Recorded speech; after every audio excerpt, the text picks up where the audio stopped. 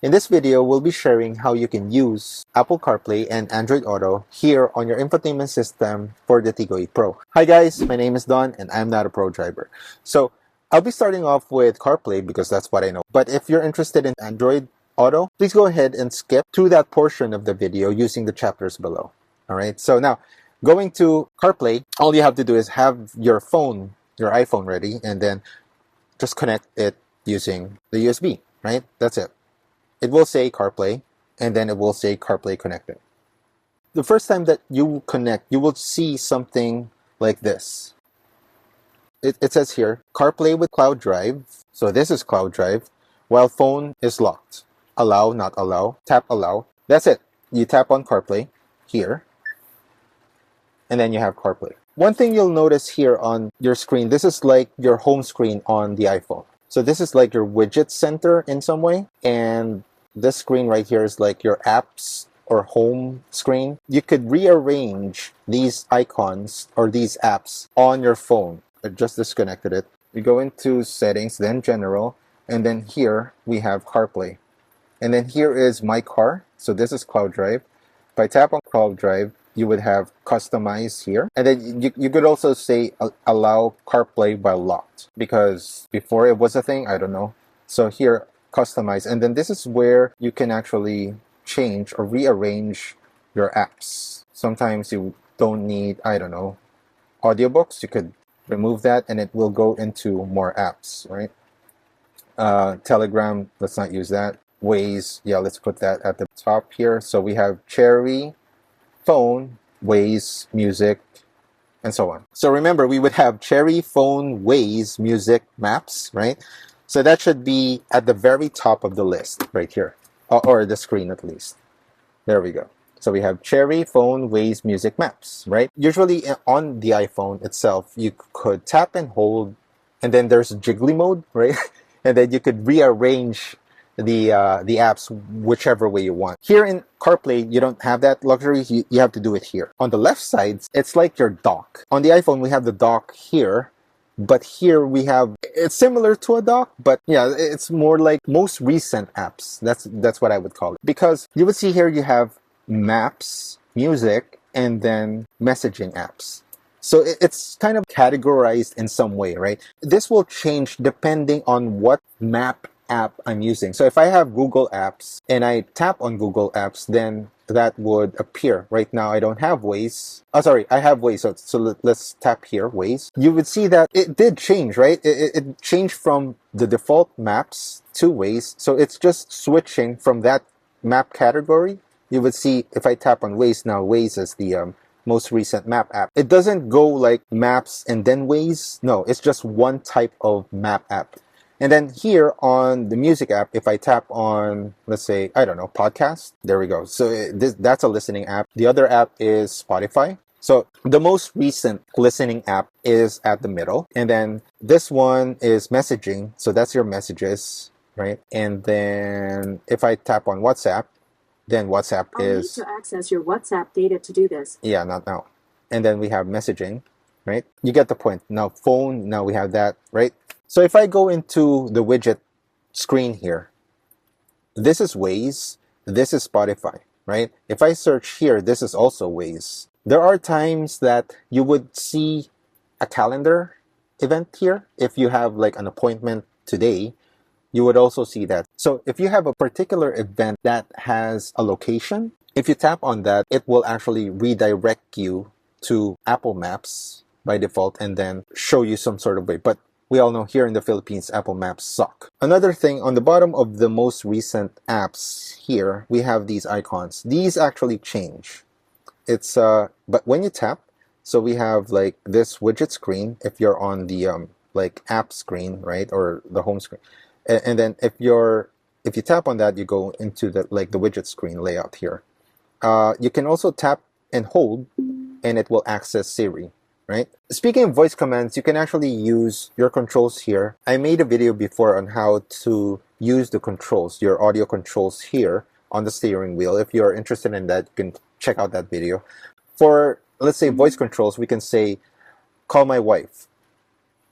Calling darling. There we go. And it's calling, my wife.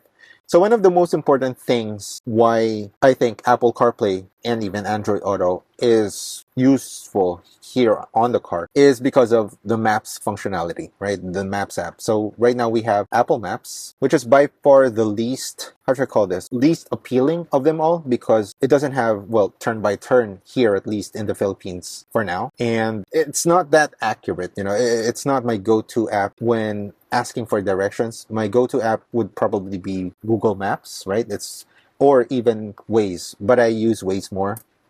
So here's what Waze looks like, right? So Waze looks like this. Problem here is, even though this hardware, you know, what Chery provided us is a full touchscreen display, here on Waze at least, it looks like you have to tap here on the directions buttons, and then you can just, this is how you navigate something, and then, I don't know, I can't even add or tap, right? And then recenter, and then that's it. You can, however, search for something here using a voice command.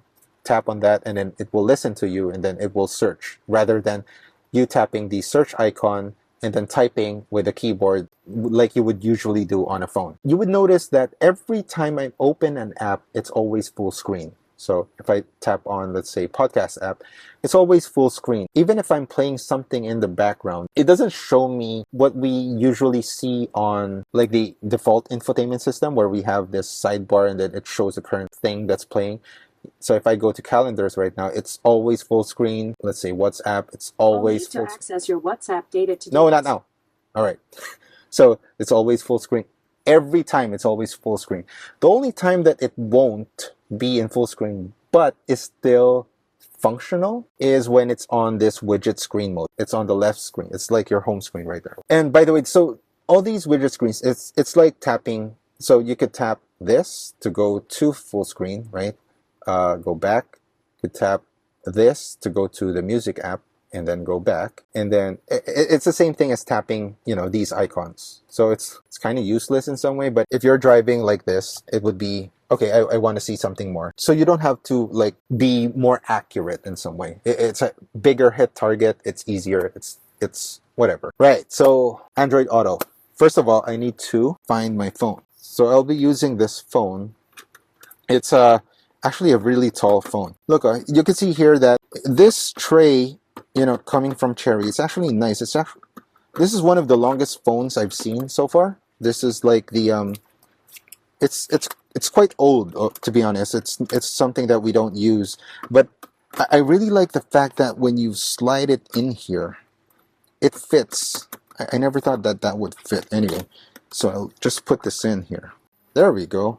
Unlock to continue. So it says here, Android Auto is available in this car. Bring your apps to your car screen. Okay, unlock to continue. There we go. So to use Android Auto, please stop your car. Follow the instructions on your phone. What instructions? Right now it says file transfer Android Auto. You can use the USB connection for transferring files and allowing access to your phone data. Sure, that's what you want. Update.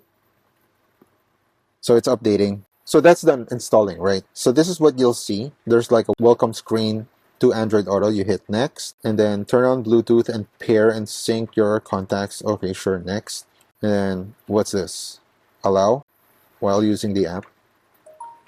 And then there we go. We have Android Auto. All right, cool. So what happens here? Yeah, just hit OK. Right. See how awesome Google Maps is compared to Apple Maps? The other thing that I do want to note is you need to have a cable that is not just for charging, but also for data. So I have these cables right here. I'll link them in the descriptions below if you're interested. I have these cables, like these ones.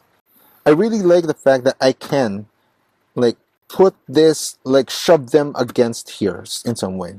This phone is too long, I guess, but for an iPhone, it does fit, all right?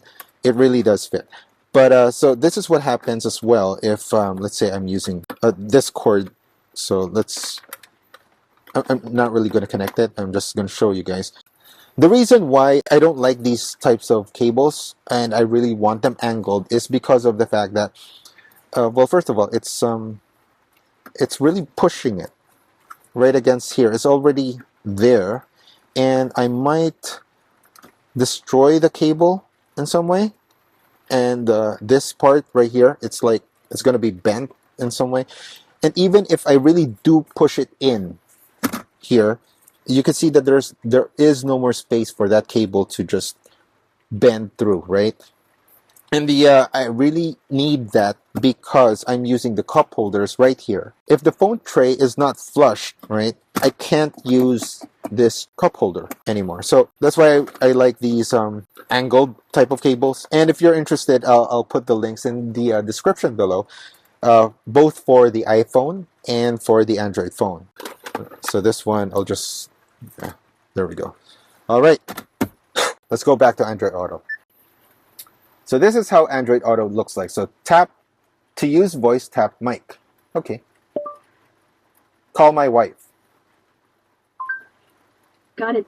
What's your wife's name? See, she doesn't know yet, but you get the point. If I'm gonna open an app, so for example, so this is my like dock here at the far left.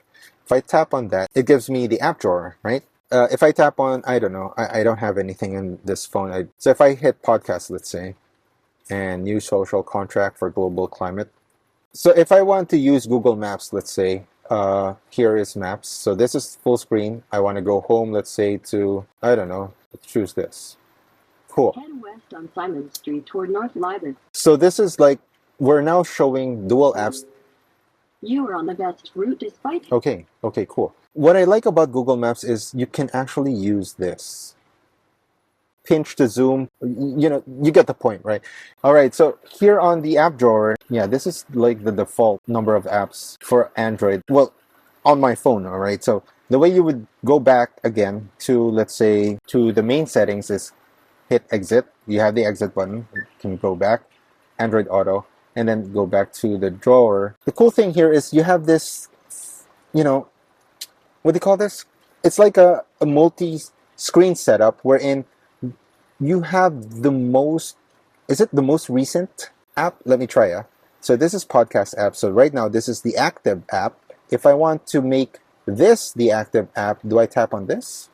There we go. So this is podcast app now, and this is Google Maps. If I tap on this again, so you have like two apps with different views depending on context. Can I say that? So if this is your main app, then you have like a wider app layout. And then if that's your secondary app, you would have like your phone view app in some way, a more compact view of the app. So that's cool.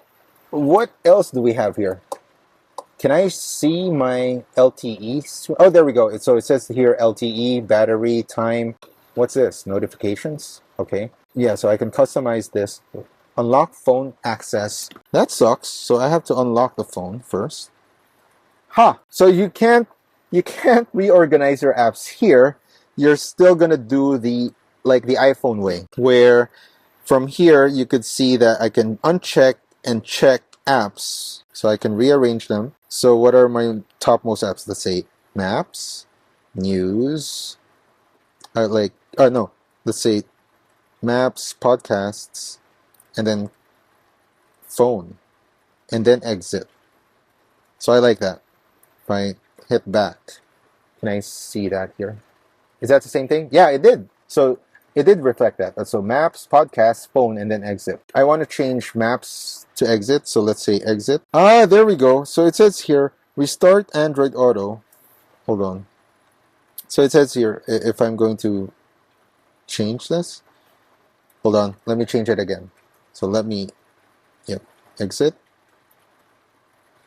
Restart Android Auto. Restart Android Auto. So what does that mean? So here, I'm going to unplug and replug. Let's see if that takes effect. So I'm launching Android app on. Head west on Simon Street toward North Liban. Hush, hush. There we go. So it's not real time. Yes, I know. You should reach your destination by 3:56 p.m. There we go. Okay, so I don't know why, but okay, so the bar here at the first row, the bottom bar at the first row doesn't appear anymore, but that's what I want. So let's see what we have here on the settings. So start music automatically, wallpaper. Oh, wallpaper, okay. So we have wallpaper. Oh, come on. Does this show up? I don't see it Anyway, okay, on the app launcher. This is the app launcher. Okay, gotcha. So I really do hope that this gives you an idea on how you would connect your phone, either be it an Android or an iPhone, here on your Tiggo 8 Pro. And once it's connected, how does it look like, right? Both CarPlay and Android Auto. Now, if you're interested to know more about how you can watch online streaming apps, you can check out this video right here. And if you're interested to know more about the features of Tiggo 8 Pro, check out the playlist here at the bottom. Thank you so much. Hanggang sa ulitin, kita-kits.